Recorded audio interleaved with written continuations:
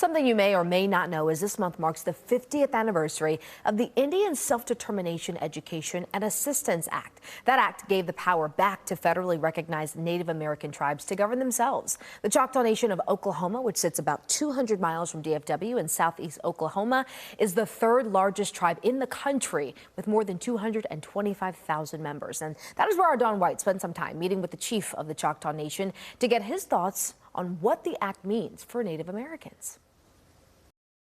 This is Choctaw Nation headquarters in Durant, Oklahoma, but the Choctaw people's ancestral homeland is mainly in the area that is now known as Mississippi. That is until they were forced west during the Trail of Tears. We are a people of miracles.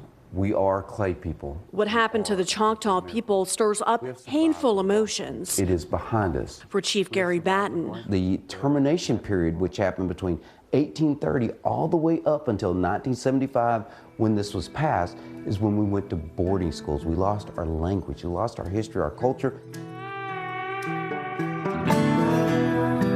Tens of thousands of Native American children were removed from their homes and forced to attend boarding schools, where they often lost their culture and suffered abuse.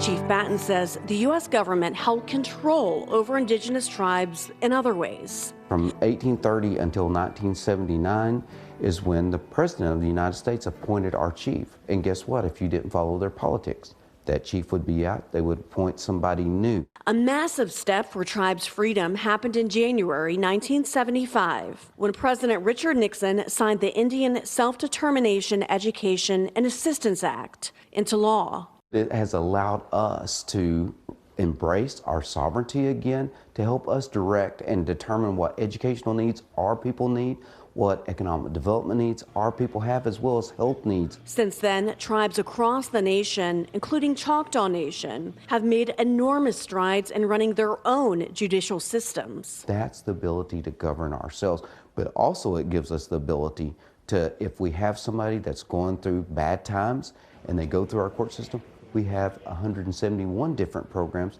to help them. I've been fortunate to work with 4 different presidents. Chief Batten believes Congress needs to do more work in the future to keep the sun rising in Native American communities in the future. I think more laws need to be passed. I think policies need to be clarified in regards to what does it mean for this law to be in place. Time comes full circle for Chief Batten as he reflects on the past while feeling optimism for what's to come for his people.